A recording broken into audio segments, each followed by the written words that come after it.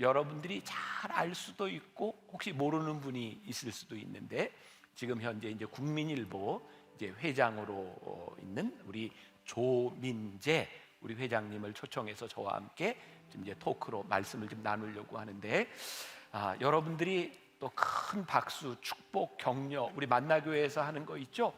막 박수 가지고 안 되면 우리 함성과 괴성, 그거 가지고 안 되면 우리 몸부림까지 쳐가면서 우리 환영 또 여기에 모셔서 귀한 이야기를 좀 나누려고 합니다. 자, 우리 조민재 회장님.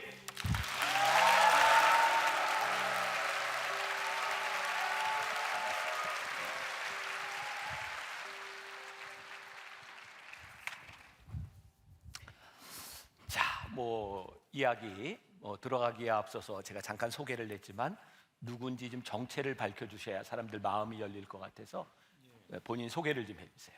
정체를 밝히기 전에 이 토크 설교가 이루어지게 된 배경을 먼저 좀 말씀드려야 될 것 같은데요.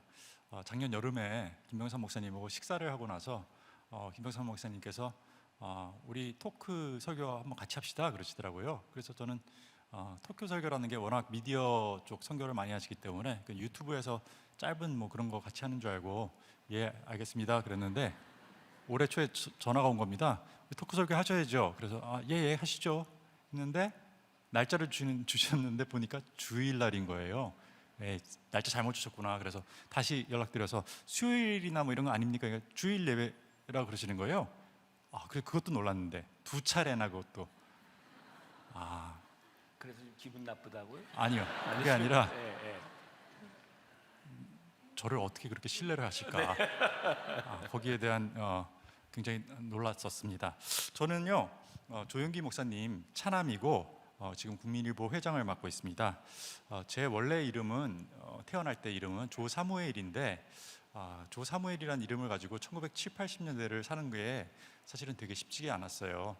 그게 선입견을 사람들이 생기게 하잖아요. 이름이 사무엘 그러면 너는 어디서 왔냐? 너는 너 카톨릭이야? 아니면 세례명이야? 이러면서 너무 생활하는데 힘들어서 제가 이름을 민재라는 이름을 부모님과 상의 없이 제 혼자 만들어서 조민재로 이름을 바꿨는데요.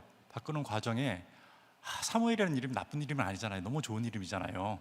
그래서 사무엘도 못 버리겠고 그냥 민재도 하고 싶고, 그래서 그냥 에라 모르겠다 그래서 조사무엘 민재, 그걸 풀네임으로 해서 제 이름이 되게 깁니다. 제 이름은 조사무엘 민재입니다. 아이고, 이렇게 소개를 하다 보니까 박수 칠 거면 한번 치시고. 네, 좋아요. 저도 사실은 저희 아버님과 관계없는 이름이 있어요. 제가 미국에서 공부할 때 이제 병삼 이런 이름이 쉽지 않잖아요. 그래서 제가 제 이름을 사무엘이라고 해서 미국에서 제가 사무엘이라고 불렸었어요. 그리고 제가 제 이름은 불꽃병자의 석삼자. 그래서 저희 아버님이 성부, 성자, 성령 그런 의미로, 그래서 제가 이렇게 목사가 된 거 아닌가 이렇게 생각할 때도 있는데, 혹시 본인도 이름 때문에 여기 있다는 생각은 안 해보셨어요? 그 이름이란 게요, 제 운명하고도 관련이 분명히 있다고 생각을 합니다. 근데 그걸 떠나서 사무엘이 줄여서 하면은 쌤이거든요. 네, 쌤. 네, 김병삼 목사님도 쌤이고 저도 쌤이니까 우리는 쌤입니다. 네. 또 그런 놀라운 일이. 네. 자, 우리 이제 조용기 목사님을 여러분들 중에 모르는 분은 거의 이제 없을 것 같아요. 이게 저도 이제 아버지 아들로 살아가면서 쉽지 않았는데, 이게 조용기 목사님 아들이다, 이건 조금 또 이제 다른 차원의 이야기일 것 같은데, 그 조용기 목사님의 아들로 살아왔던 삶에 대해서 조금 얘기해 주세요. 지금이야 여의도 순복음교회 하면은 다 여러 교단으로부터 인정도 받고 되게 인정받는 그런 교단이지만, 예전에 제가 어렸을 적에는 이단으로 그렇게 몰리기도 했고요. 또 예를 들자면은 제가 고등학교 1학년 때 고등학교 2학년 선배가 저를 부르는 겁니다. 부르더니 저한테 너희 아버지는 잘못된 신앙을 갖고 있다. 너 아버지한테 가서 회개하고 제대로 가르치라고 그렇게 저보고 얘기를 하라는 겁니다. 그 어린 마음에 고등학교 2학년이 알면 뭘 많이 한다고 나한테 저런 얘기를 하나 하지만 그게 그런 게 되게 상처가 되거든요. 그런 상처를 마음의 상처를 받은 적도 있고 또 어떤 사람은 야 너희 교인이 그렇게 많은데 한 사람당 1,000원씩만 걷어도 너희 집은 완전 재벌이다. 그러니까 제 마음에 그것도 상처가 되는 거예요. 그래서 어렸을 때 어땠냐면은 이제 어머니가 뭐를 사주세요. 예를 들어서 저한테 선물을 사주시면 저희 어머님은 이제 교수님을 하셨고 이제 학교에서 월급을 받으시니까 엄마 이거 엄마 돈으로 사는 거야? 아빠 돈으로 사는 거야? 저 물어봐요. 그럼 엄마가 엄마 돈으로 사는 거야? 그러면 다행이다. 감사해요. 그리고 아빠 돈으로 산다 그러면 왠지 이거 교회 헌금인 것 같고 기분이 안 좋아. 근데 뭐 비슷한 경험들 목사님 자제들은 다 비슷하게 느꼈을 거예요. 갑자기 내가 생각나는 게 있는데 이거 대본에 없는 건데 사실은 이제 우리 아이가 중고등학교에 다닐 때 학교에 이상한 소문이 난 적이 있어요. 재벌집 아들이라고 우리 아들이 이유가 제가 이제 교회 일이 있어서 제 아내하고 저하고 우리 아들 학교회를 가야 되는데 못 가게 된 거예요. 그래서 제가 우리 교회 집사님한테 부탁을 했어요. 그래서 좀 그 아들 좀 학교를 좀 가달라 그랬는데 선생님이 야 너희 집사님 왔다. 그래가지고 우리 아들이 재벌집 아들로 소문이 났던 적이 있어서 우리 아들이 굉장히 곤란했던 갑자기 이제 그런 생각이 나네요. 네. 그런데 뭐 어떻게 신학교까지 이렇게 나오게 되었고 사실 아픔도 좀 있었을 것 같은데 어떻게 신학도 공부를 했어요? 신학 공부는요. 저는 이렇게 생각했습니다. 제가 어쨌거나 교회에서 나오는 여러분들이 헌금하시는 헌금으로 먹고 또 살고 자라고 또 그 돈으로 교육까지 받았는데 목사님 자제들은 최소한의 그 신학 과정은 이수를 해야 되는 거 아닌가라는 그런 마음의 부담감이 있었어요. 왜 목사 아들인데 어디 가서 신학적으로 이상한 얘기하거나 그래도 간단한 질문이라도 했는데 그 질문을 잘 모르면은 그거는 헌금으로 밥을 먹고 산 사람으로서의 자세가 아니지 않습니까? 아주 좋은 자세를 가지고 있었군요. 네. 그리고 또 하나는 뭐냐면 하나님이 부르심을 누군가를 부르실 때 굉장히 우수하고 똑똑하고 그런 사람들만 부르시는 게 아니에요. 대부분 보면은 정말 성경 인물들도 그렇지만 좀 황당하게 부르시는 경우들도 있거든요. 저를 만약에 부르신다면 제가 자격증이 없어가지고 주님의 부름 콜링에 제가 응하지 못하는 그런 상황은 되지 않아야 되지 않겠느냐라고 해서 준비는 해놓되 저는 목사가 되고 싶은 생각은 그때도 신학교 들어갈 때도 없었고 지금도 없습니다. 근데 또 이것도 대본에 없던 얘기가 또 하나 생각이 났어요. 왜냐하면 제가 신학교에 다닐 때 여러분들은 뭐 제 설교를 들어서 알지만 저는 뭐 신학교 억지로 갔고 저도 신학을 목사 될 생각해서 간 게 아니었어요. 근데 제가 대학원 다닐 때 이제 연애를 이제 시작하고 이제 결혼을 했어요. 그 여자가 지금 우리 이제 집사람이에요. 근데 제가 그 여자를 볼 때 나는 목사 될 생각이 없었는데 그 여자를 보면서 꼭 사목감이네. 그리고 내가 이렇게 프로포즈를 하고 결혼을 했던 기억이 나요. 그래서 앞으로 잘 모르겠어요. 네, 모르겠고 자, 우리 이제 조금 이제 국민일보 이야기로 들어가서 이제 대충 이제 정체성은 알게 되었는데 어떻게 국민일보에서 이제 일하게 되었는지 그 계기가 좀 있을 것 같아요. 네. 그거는 이제 뭐 시작을 이야기하자면은 제 대학교 때 시절까지도 내려가면 됩니다. 대학교 때 신학교를 다녔는데 4학년쯤 됐을 때 아버지께서 저한테 너는 그 얘기부터 해야 되죠. 편지 온 거. 네. 편지 온 게 있는데 좀 너무 황당해서 사실 이런 얘기하기가 너무 창피해요. 창피한데 그래도 있었던 사실이니까 제가 그래도 언론인인데 뭐 거짓말 하겠습니까? 사실이겠지. 근데 여러분들이 이 이야기를 좀 들을 때 아까 10시 예배에 이 이야기를 들으면서 조금 이러다 이단으로 갈 수도 있겠다 이런 생각을 약간 했으니까 참고해서 들으세요. 박혁거서의 네. 아래서 나온 얘기랑 비슷합니다. 뭐 그런 네. 내용이에요. 제가 중학교 다니고 있는데 저 프랑스에서 어떤 시골 교회 그 교사가 아버지한테 편지를 쓴 거예요. 자기가 기도하던 가운데 환상을 봤는데 파리에서 큰 집회가 열리는데 사람들이 막 몰려가더랍니다. 그래서 자기가 지나가는 사람한테 물어봤대요. 어디 가십니까? 그랬더니 한국에서 조영기 목사 아들이 저 사무엘이라는 사람이 와서 집회를 하는데 되게 은혜로운 집회다. 그래서 거기 다 간다고 그런 걸 환상 중에 깼대요. 그래서 그 사람이 편지를 쓴 거예요. 저희 아버지한테 당신 아들 중에 사무엘이라는 사람이 있느냐? 뭐 당연히 있죠. 그러니까 그 사람을 위해서 기도하겠다 뭐 이런 내용이었고 뭐 저한테도 편지 한 통 썼었어요. 그분인지 아닌지 모르겠지만 뭐 정신 차리고 좀 하나님 뜻을 받들라 뭐 이런 편지 내용을 받은 적이 있는데 아무튼 4학년 때 그 얘기를 듣고 혹시 그걸 믿고 아버지가 나한테 나 프랑스를 가시라고 하는 건가? 저한테 프랑스를 선교사로 가라는 겁니다.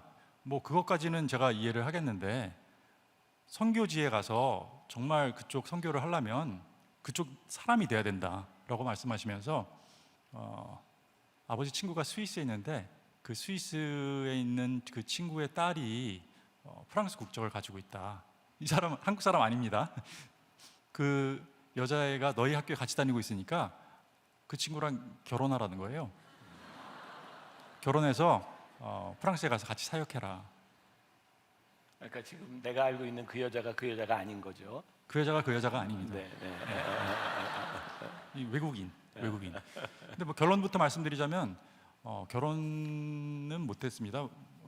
문화적인 차이도 있고 또 제가 사실은 약간 비혼주의자였거든요. 그래서 결혼은 전혀 생각이 없었는데 뭐 그러다 보니까 잘 될 리가 있겠습니까? 그래서 어쨌든 프랑스로 가기로 날짜도 정해져 있고 뭐 숙소도 정해져 있고 뭐 다 이런 상황인데 파트너가 없어졌어요. 파트너가 없이 저 혼자 가는데 그래도 주님께서 인도하시는 길이라 믿고 가면 뭔가 무슨 일이 있겠지 하고 기대를 하고 떠났습니다만 1년 동안 거기서 그냥 놀았습니다. 아무 일이 안 나더라고요. 네, 그러면 이제 조금 이야기를 이제 건너뛰어서 이제 국민일보에 처음 입사한 게 1997년. 예, 그렇습니다. 그 입사 이야기 좀 해주세요. 그 입사 얘기를 하려면 일본 이야기를 또 할 수밖에 없는데요. 네. 그래서 제가 어디를 갔냐면 그다음 일본으로 갔습니다. 일본에 왜 갔냐면 저희 형이 거기서 투자회사하고 무역회사를 하고 있었는데 뭐 제가 딴 데 갈 데도 없고 그래서 거기 가서 형 회사에 입사를 했어요. 형 회사에서 입사를 해서 과장으로 일을 했는데 제가 일어를 뭐 할 줄 아는 것도 아니고 할 줄 아는 게 별로 없으니까 그냥 운전하고 저 공항 픽업 공항에서 오시는 손님들 왔다 갔다 모셔드리고 그 일을 하고 있었거든요. 그런데 그 당시 이제 97년도 경에 96년도쯤이죠. 아버지께서 이제 일본에 오셔서 형한테 네가 좀 국민일보 좀 맡아주면 안 되겠냐. 국민일보 상황이 되게 좀 안 좋았었거든요. 근데 형이 그때 사업이 되게 잘 되고 있었어요. 그래서 거절을 했죠. 국민일보 뭐 적자나는 회사에 뭐 미래도 불투명한데 거기에 대해 뭐 별로 이렇게 끌리지가 않았던 거였어요. 그래서 아버지가 좀 되게 섭섭해하셨어요. 그러시면서 지나가시면서 저한테 그럼 너라도 올래? 그러시는 거예요. 저는 생각할 것도 없죠. 운전하고 있었는데 그냥 네! 그러고 한국으로 들어왔습니다. 들어와서 그 얘기도 나오고 비슷해. 우리 형이 나보다 7살 위인데 아버지한테 일찌감치 나는 새벽 예배 못해서 목회 못해요. 그래서 아버지가 너 신학교 가. 그래서 나도 그냥 갔어요. 우리 쌤쌤이잖아요. 네. 계속 얘기해. 네. 그래서 한국으로 딱 왔는데 오자마자 두 가지 조건을 이야기를 하시는 거예요. 뭐 조건이 있을 수 있죠. 근데 두 조건이 뭐냐면 하나는 수습 기자부터 시작을 해야 된다.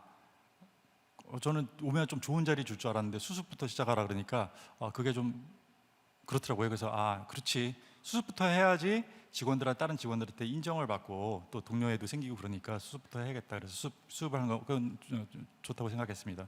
또 하나는 회사에서 너를 끌어줄 멘토가 필요하다. 누가 너를 좀 돌봐줘야 될 사람이 필요한데 너희 회사 임원 중에 우리 교회 장로님 계시니까 그분 딸하고 결혼해라. 맨날 결혼만 하라. 그분 맞습니다 지금. 그 여자가 그분 맞습니다. 그래서 결혼도 했어요. 결혼도 하고 이제 회사에서 이제 수습도 마치고 이제 근무를 하는데 불과 1년 만에 형이 일본에서 뭐가 잘못된 거예요 일이. 근데 한국으로 그냥 들어왔습니다. 들어오더니 제가 10년 계획 세우고 15년 후나 사장할까 하고 마음속에 품고 있었던 그 꿈을 와르르 무너뜨리더라고요. 그냥 사장으로 들어왔어요 형이. 저는 계획했던 저의 계획이 미래가 다 없어져 버린 거죠. 인생이 계획대로 되는 건 아니니까. 물론 네. 저는 진짜 이거는요. 저는 완전히 믿고 있는 건데요. 제가 계획 세운 대로 된 적이 한 번도 없어요. 저는 항상 제 계획은 완전히 틀린데 계획 없이 된 결과가 제가 계획했던 것보다 나쁜 경우도 한 번도 없었어요. 항상 하나님께서는 좋은 것으로 주신다라는 게 제가 정말 경험한 저의 신앙입니다. 그 형이 사장으로 들어오면서 회사를 그만뒀죠. 그만뒀죠. 제가 뭐 거기서 꿈이 없으니까요. 그만두고 화가 나서 그만둔 건 아니고. 화도 났죠. 네. 자, 이제 그 이후에 제가 알기로는 꽤 성공한 사업가가 되었던 것으로 기억하는데. 그때가 IMF 즈음인데요. 나와서 보니 뭐 제가 할 게 있겠습니까? 그때 뭐 어디 취직하고 그럴 상황도 아니에요. 근데 마침 저희 사촌 형이 목회를 하고 계셨는데 그 형수가 인터넷 홈페이지 만드는 회사를 했어요. 근데 이제 목사 사모가 자기 개인 사업을 한다는 걸 남들이 이렇게 좋게 보고 있질 않아서 그것 때문에 어떻게 해야 되나 이렇게 고민을 하고 계시더라고요. 그래서 그거를 그냥 제가 이어받아서 그 회사를 운영하게 됐습니다. 근데 그 당시 그 회사 운영이 쉬웠던 건 뭐냐면 취직들이 다 안 되니까 월급을 거의 안 줘도 그냥 회사 나가서 출근할 때가 있었으면 하는 친구들이 많아서 월급 막 60만 원 정도? 그리고 저는 목표가 200만 원 벌어야겠다. 그러면 와이프하고 기본적인 생활을 할 수 있겠다 그런 생각이 딱 들더라고요. 그래서 200만 원 목표로 해서 그 회사를 이끌어가기 시작했죠. 근데 회사가 더 잘 됐죠. 그게 사실 솔직히 얼마 벌었는지 뭐 이런 것 좀 얘기해 보세요. 네. 그 200만 원을 이상 벌었죠. 너무 감사하죠. 근데 이게 제가 계획했던 게 아니잖아요. 이것도 그 IMF가 끝나가는 즈음에 여기저기서 이제 웹 에이전시라고 그런 일을 하는 거를 웹 에이전시라고 하는데 뭐 의뢰가 많이 들어오는 겁니다. 홈페이지 만들어 달라고. 근데 홈페이지 만들어 주면서 네트워크도 깔아 달라 그러고 서버도 납품해 달라 그러고 프로그램도 개발해 달라 그러고 뭐 이것저것 막 그냥 정신없이 그것도 정신없이 흘러가는 거예요. 정신없이 가다 보니까 회사가 꽤 잘 돌아가더라고요. 근데 어느 날 코스닥에 상장하자는 그런 제안이 들어왔어요. 그래서 백도어 리스팅이라는 그런 기법을 뭐 저도 몰랐었지만 그 기법으로 회사가 상장까지 하게 됐어요. 돈 많이 벌었죠. 그래서 얼마를 벌었냐? 돈 액수는 중요하지 않고요. 제가 그걸 통해서 또 새로운 것에 대한 눈이 띄었다는 게 중요합니다. 뭐냐면 그 빌황 장로님 여기 오셨었잖아요. 사실 그분이 하는 게 정말 꿀이더라고요. 자, 그러면 이제 그건 뭐 좀 답을 잘 안 하니까 조금 다른 이야기로 넘어가서 그러면 그런 상황, 지금 나름대로 잘 나가는 젊은 사업가였는데 어떻게 지금 국민일보 회장으로 네. 지금 일하게 되었는지 그 일을 얘기 좀 해주세요. 제가요, 저 음흉한 사람인 것 같아요. 왜냐하면 돈을 벌었는데 돈 벌었다는 얘기를 아무한테도 안 했어요. 가족들한테도. 그냥 이거를 계속 재투자를 해가지고 나중에 이거 불리다 보면 나중에 나도 정말 돈 많은 사람이 되지 않을까 싶어가지고 아무한테도 얘기 안 하고 몰래 여기 막 투자를 해놨었거든요. 근데 아버지가 어디서 소문을 들으셨나 봐요. 하루는 부르시더니 야, 너 돈 버는 재주 있다며 그러시더라고요. 그래서 아니요, 그냥 먹고는 삽니다. 근데 우리 집안에서 저는 어떤 존재냐면요, 전 사무엘이잖아요. 태어날 때 얘는 목사해야 되는 애예요. 그러니까 얘는 내버려 두면 세상 나가서 막 치여서 살다가 어느 순간에 뭐 망하든지 뭐 어떻게 되든지 돌아와가지고 아버지 저 잘못했습니다. 저는 회개합니다. 저 목사 될래요. 이렇게 와야 되는 스토리거든요. 우리 집안 스토리라 상으로는요. 이름이 사무엘이니까. 근데 이게 그런 놈이 성공을 해버렸네. 그리고 그 아버지 궁금하신 거예요. 어떻게 돈 벌었냐? 뭐 아니요, 많이 벌진 않고요. 조금 그냥 밥 먹고는 삽니다. 아버지 도움 안 받아도 그냥 먹고 살 만큼은 삽니다. 그랬는데 너 국민일보 맡아볼래? 그러시는 거예요. 그래서 예전에 했다가 중간에 나간 것도 약간 기분 나빴던 것도 있고 또 뭐 한번 해보지 자신감이 막 생기는 거예요. 그래서 제가 해보겠습니다. 그래서 제가 그냥 그동안 하던 회사들은 그 전문 경영한테 넘기고 제가 국민일보에 들어오게 됐죠. 국민일보에 들어와서 이제 경영 자료를 딱 펴보니까 그때 여의도 교회로부터 우리 국민일보 1년에 70억씩 지원을 받았어요. 엄청난 돈이죠.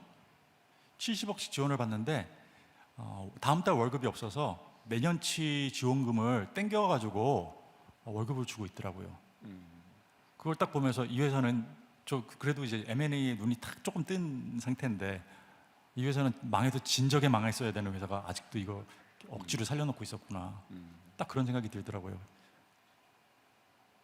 그래서 계속 해보세요. 네, 네, 그러면 네, 제가 앞이 깜깜하고 되게 걱정이 네, 네. 됐을 것 같죠? 네. 근데 혹시 이제 순복음 신앙, 뭐 4차원의 영성, 뭐 바라봄의 법칙, 뭐 절대 긍정, 절대 감사 이렇게 나가는 건가요?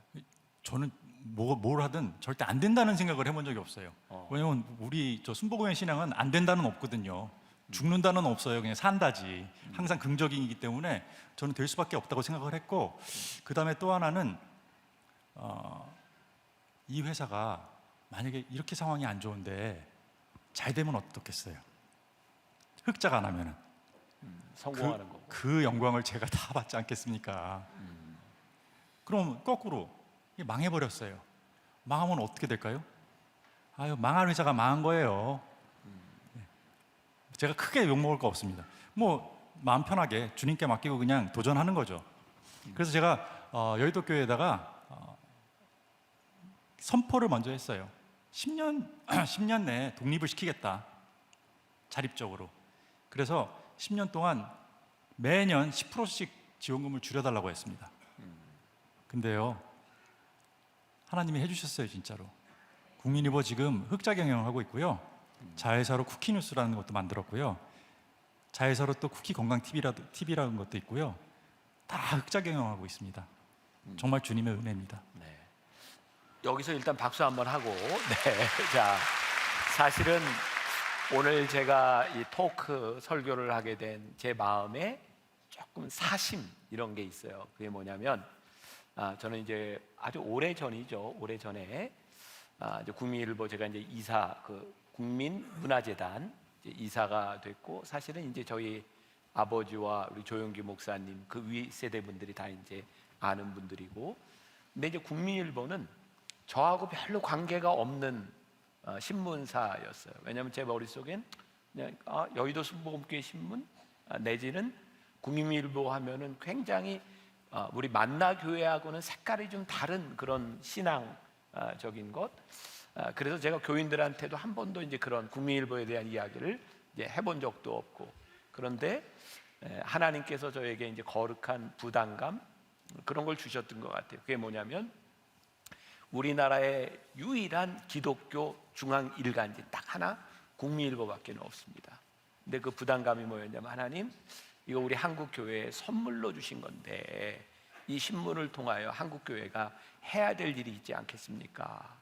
그때 이제 저에게 국민일보 이제 신문에 대한 자문 역할을 좀 해줬으면 좋겠다, 그런 이야기가 들어왔고, 제가 그때 회사 측에 그런 얘기를 한 것 같아요. 자문위원 구성부터 내가 전권을 좀 주면 내가 자문을 해보겠지만 그냥 형식적으로 하면 나는 할 생각이 없습니다. 그러면서 저 나름대로 국민일보가 우리 교계의 한국 교회를 대표할 수 있는 신문사가 되었으면 좋겠다는 마음으로 시작을 했고, 지금은 제가 우리 교인들에게 이 방송을 보고 있는 한국 교회에 그런 얘기를 할 수 있을 것 같아요. 여러분, 국민일보 미션란을 보세요. 거기에 한국 교회의 방향이 있습니다. 그리고 국민일보라고 하는 이 신문이 어떤 정치적인 진보 논리에 갇히지 않은 그런 신문, 저는 되었다고 생각합니다. 이게 제가 가지고 있는 자부심 가운데 하나거든요. 그래서 사실은 그런 이야기도 좀 하고 싶어서 우리 조민재 회장님 내가 초청을 했고요. 내가 하지 못한 지금 국민일보의 자랑이 좀 있을 것 같아요. 뭐 예를 들자면 뭐 네이버의 뭐 구독자 수 뭐 이런 거. 네이버에 저희 요즘은 신문 여기서 종이로 보시는 분 있으시면 한번 손 들어 보시겠어요? 그래도 종이로 몇 분 안 계시잖아요. 요즘 시대가 이제 그 시대가 아니거든요. 요즘 네이버로 보는 분들이 거의 대부분이고요.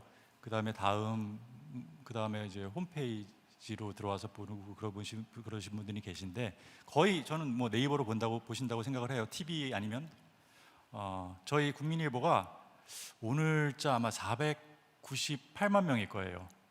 독자가. 그래서 3월 중에는 500만 독자를 돌파할 것으로 기대. 숫자가 우리들에게 잘 감이 잘 안 오는데 일반 다른 신문과 좀 비교해 본다면 전 언론에서 500만 넘는 데는 한 5군데 정도밖에 없을 겁니다.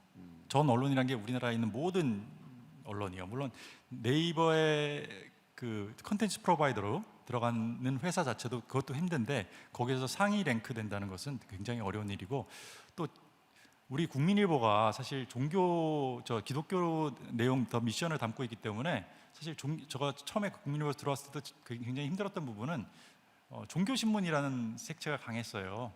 그래서 사실 광고 단가도 제대로 받지 못하고 세상에서 인정을 좀 못 받았었는데 그동안에 한 축복을 많이 주셔서 지금 세상 신문에서도 저희가 굉장히 인정받고 잘 나가는 회사로 그렇게 인식되어 있습니다. 그리고 요즘 젊은이들 MZ 세대 친구들은요, 국민일보가 무슨 기독교 배경에 있는 신문인지 아닌지 뭐 그런 것도 잘 몰라요. 왜 모르냐면 어차피 기사를 선택적으로 골라서 보기 때문에 전체 내용을 신문을 다 안 보기 때문에 저희가 기독교 신문인지도 모르지만 기독교 신문이 아닌 것임을 감안하고도 굉장히 대한민국 언론사 중에 꽤 중요한 포지션을 하고 있는 그런 신문사라고 저는 자부할 수 있습니다. 뭐 여기 이제 대본에 이렇게 딱 있는 건 아닌데 내가 단도직입적으로 이렇게 물어서 우리 혹시 조 회장님에게 국민일보 회장이라고 하는 것은 잡입니까 사역입니까? 둘 다입니다. 좋은 잡이기도 하고 사역이기도 합니다. 제가 제 개인 사업을 할 때 상장까지 하지 않았습니까? 상장까지 했을 때는 그때 이제 국민일보를 맡았을 때는 어떤 마음이었냐면 그냥 정말 이 회사 한번 멋지게 만들어 보겠다 그런 생각이었어요. 근데 제 회사가 상장 폐지되고 제 투자 회사도 이제 매각하게 되고 뭐 제가 갖고 있던 주식들이 종이 쪼가리가 되고 이런 상황들이 있었는데 그 과정은 뭐 기니까 생략하고 국민일보에 올인하게 됐잖아요. 그 전까지는 국민일보에서 제가 월급이 얼마인지 잘 통장을 안 봤어요. 왜냐하면 제가 BW, 뭐 CB 뭐 이런 걸 투자해서 거기 이자 들어오고 거기 나중에 뭐 이익금 들어오고 이러는 액수가 크다 보니까 국민일보에서 받는 액수가 얼마인지 잘 몰랐는데 그게 이제 없어지고 나니까 딱 이게 보이더라고요. 근데 고난을 당할 때 우울증도 오고 그랬었는데 하나님께서 이제 국민일보를 그냥 너 맞는 회사 중에 하나 이렇게가 아니라 이거를 네 사역지라고 지정을 해주신 거라고 제가 딱 그 다음에 믿고 난 다음에 여기에 이제 올인해야겠다고 생각한 이후로부터는 이게 정말 사역지가 된 거죠. 한 가지 그럼 저 조금 깊이 들어가 볼게요. 그럼 사역이라고 생각했을 때 여기 있는 분들이 뭐 저를 제외한 목회자가 아닌 분들은 다 자기의 잡을 가지고 있고 그 잡에서 먹고 살아야 되는 사람들이고 바로 그런 우리 평신도들에게 그리고 우리 조민재 회장님에게 그런 우리의 삶에서 이 사역이라고 하는 것이 가지는 의미 그런 건 어떤 걸까요? 사역이라는 거는요 우리가 예수님께 너무 감사하잖아요. 주님께 감사하는데 감사한 마음이 들고 그 감사한 마음이 들면은 그거는 이제 좋은 성도인 거고요. 감사를 하다 못해 이 부담감이 생기면은 이제 그분은 이제 사역자가 된 거예요. 거룩한 부담감이라고 저는 그걸 이야기를 하는데요. 그냥 뭔가 해야 되는 것 같고 마음이 불편한 거예요. 그리고 그런 기회가 자꾸 찾아오고 그런 기회를 거절하자니 한두 번은 거절할 수 있는데 어느 순간 더 거절할 수 없는 순간이 와요. 오늘 이 만나교회처럼요. 저 관종 아니기 때문에 이렇게 막 사람들 많은데 쓰고 싶지 않거든요. 김병삼 목사님한테 코 껴가지고요 하게 됐는데 좀 기쁜 마음으로 합니다. 왜냐하면 순종하는 사람이 축복을 받거든요. 순종합시다 우리. 그래요. 그러면 제가 조금만 더 하나 이제 깊이 들어가 봅시다. 그러면 우리들의 삶에서 이제 잡이 사역이 된다고 하는 느낌이 지금 너에게 딱 와닿는 게 이게 부담, 하나님이 나에게 주시는 부담이구나라고 느껴질 때 그게 사역이다라고 생각을 했는데 그러면 모든 사람이 또 다 그런 것 같지는 않고 또 스스로 나는 사역에는 나는 자격이 없어 이런 얘기를 하는 사람도 있을 것 같아요. 뭐 본인의 이야기를 빗대어 얘기해도 좋고 일반 성도에게 이야기해도 좋고 그러면 어떤 성도가 사역자로 가는 길에 들었을 수 있을까?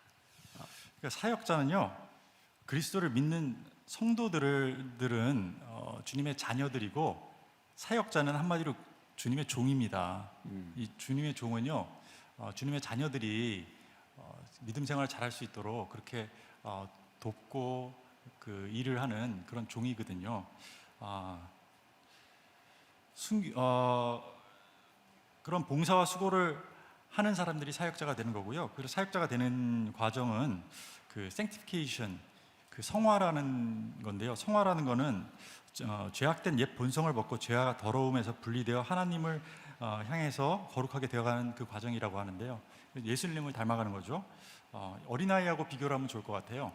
우리가 어린아이를 다 키워보시면 아시겠지만 깨끗하게 씻겨가지고 밖으로 이제 내보내면은 놀이터 가서 뭐 더럽혀져서 옵니다. 근데 더럽혀져서 왔다고 해서 부모가 정죄하지는 않잖아요, 애들을. 약간 야단칠 수 있지만 또 씻겨주잖아요. 그리고 그 다음날 또 내보내면 또 깨끗해서 오나요? 아니, 또 더럽혀져서 오죠. 그래도 부모님은 아이를 정죄하지 않습니다. 교회도 똑같습니다. 성도님들이 오늘 은혜 받고 나가서 내일 회사 가고 사회생활 하다 보면 뭐 여기저기 온갖 죄악이 온몸에 붙어서 오겠죠. 그런데 또 오면은 여기 와서 또 주님이 또 깨끗하게 씻어주시는 겁니다. 근데 또 내일 나가면은 또 더럽혀질 거거든요. 근데 그거 갖고 이제 성도님들을 너무 이제 죄책감 안 느끼게 좀 하셨으면 좋겠어요, 목사님들께서. 네. 니들은 여기서 회개하고 왜 내일 또 가서 저 죄를 짓냐 그러는데, 그러니까 우리가 저 교회 또 오는 거예요. 근데 왜 나한테 인상을 쓰고 그런 얘기를? 저에게서 가장 가까이 계신 분이 지금 목사님은 좀 목사님밖에 안 계셔서 그런데, 그런 생티피케이션 과정을 거쳐서 이제 사역자가 될 수 있는 그런 준비가 되는 거라고 생각을 합니다. 어떻게 보면 굉장히 중요하고 이제 정답 같은 그런 이야기를 해줬는데 조금 더 구체적으로 하나만 더 제가 좀 깊이 들어갑시다. 본인에게 그러면 이 성화의 과정은 어떤 걸까요? 추상적으로 말고 좀 실제적으로 한번 예를 좀 들어주신다면. 거룩한 마음하고 거룩한 부담감에 대해서 제가 얘기를 드리자면, 처음에는 거룩한 마음이 들어요.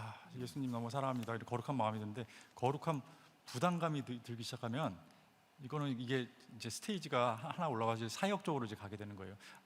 나는 아직 준비는 안 됐는데 자꾸 거룩한 마음에서 거룩한 부담감이 들면은 이제 그게 그 시작인데, 첫째는 이제 만나는 사람들이 달라집니다.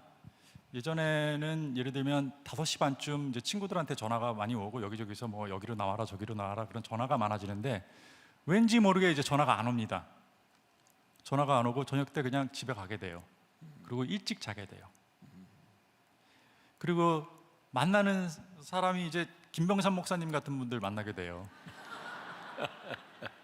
그리고 아침 시간에, 그것도 많은 사람들을 아침 시간이 너무 소중해지고 저녁 시간은 사실 좀 빨리 잠에 들고 그래요. 근데 이게 제가 처음에 이게 왜 그런가 하고 고민을 많이 했었는데요.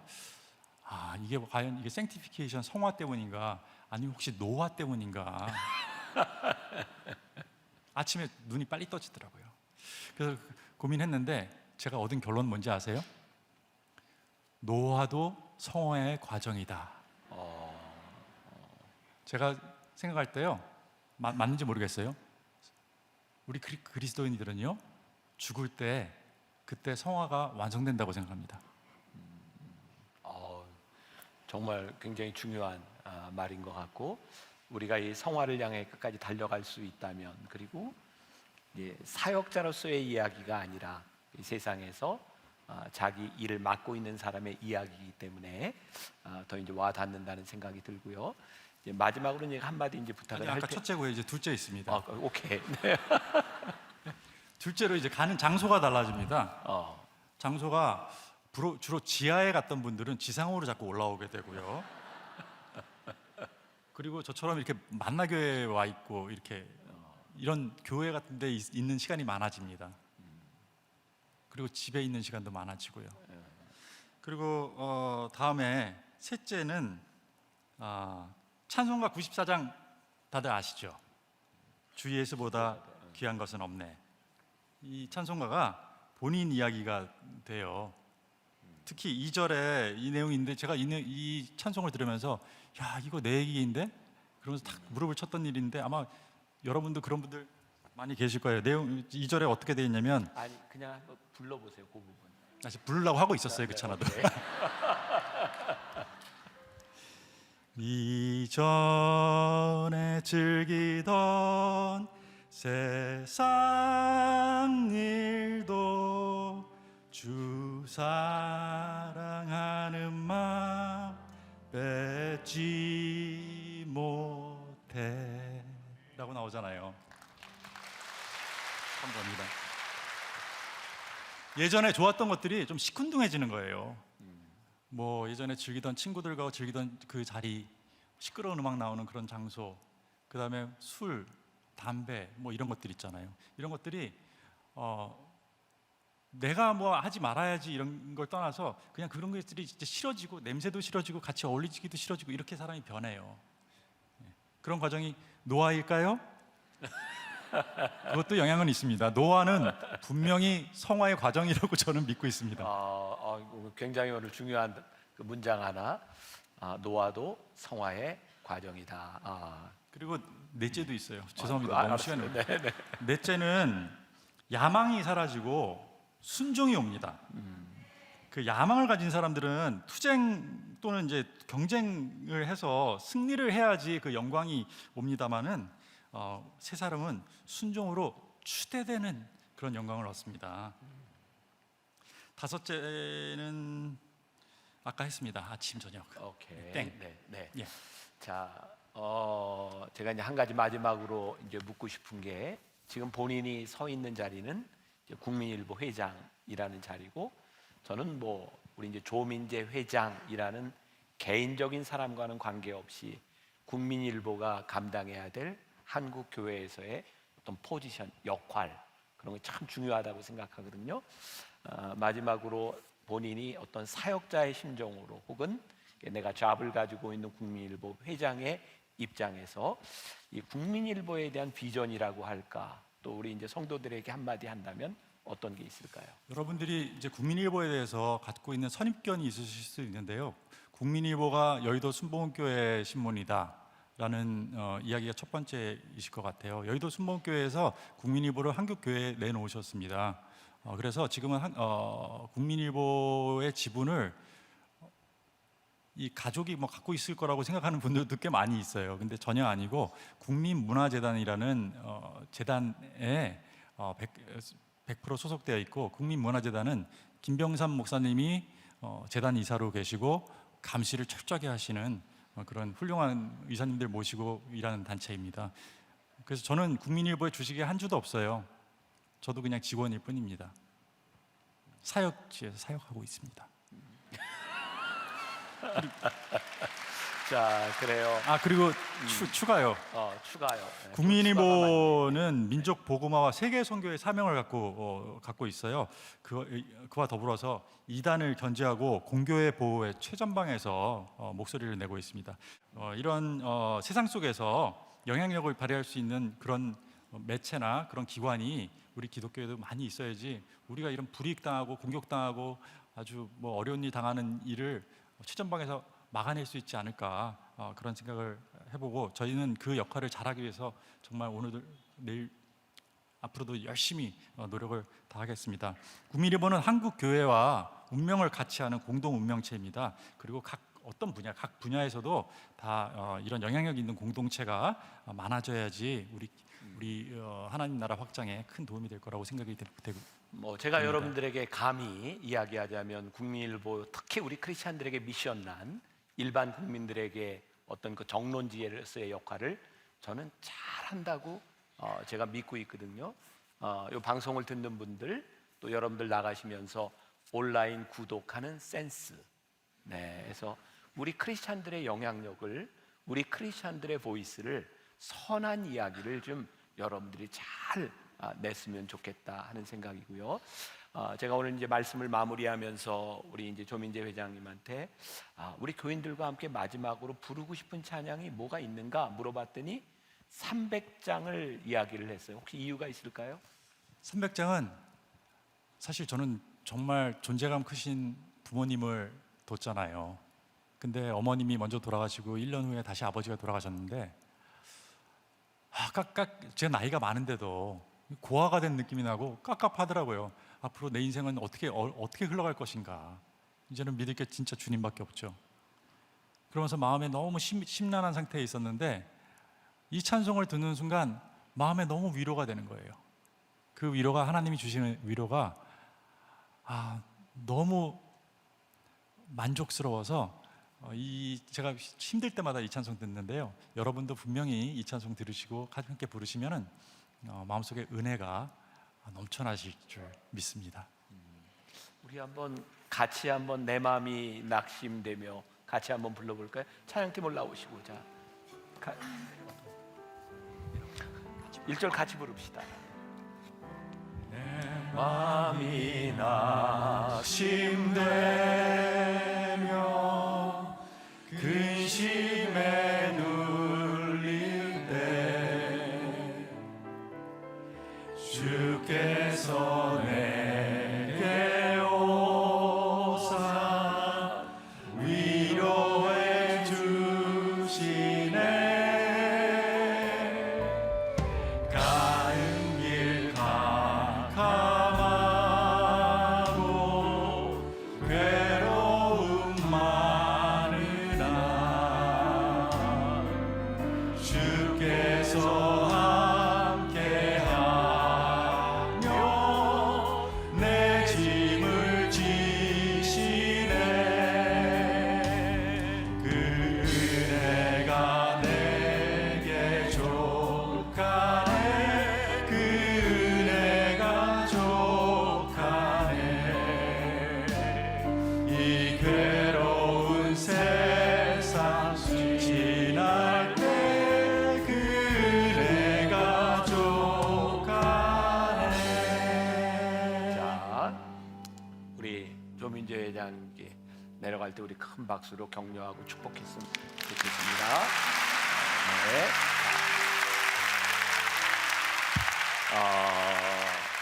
이야기를 들으면서 그런 생각이 났어요. 이건 다 여러분들 모두에게 해당되는 이야기이라고 생각합니다.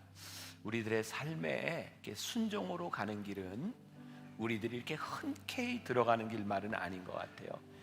나중에 보니까 하나님이 나를 이렇게 인도하셨구나. 그 때로는 이렇게 순종으로 이끄시는 그 길들이 참 쉽지 않습니다. 근데 순종하면 어느 날 우리들이 사역의 자리에 서 있는 걸 보게 되는 것 같아요.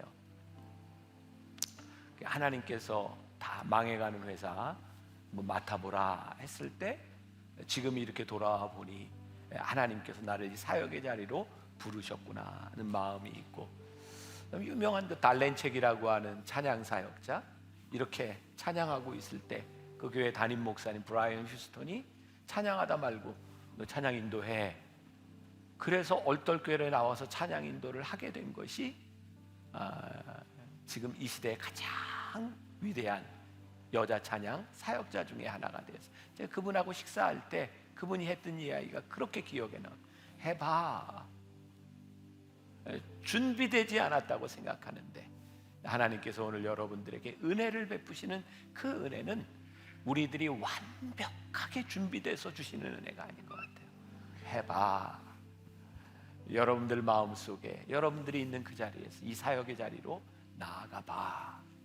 그게 어느 날 여러분들로 하여금 하나님이 나를 이 사역의 자리로 부르셨구나, 그런 고백을 할 수 있지 않을까. 우리 300장 찬양 같이 부르면서 이 찬양이 여러분들의 믿음의 고백이 되었으면 좋겠습니다.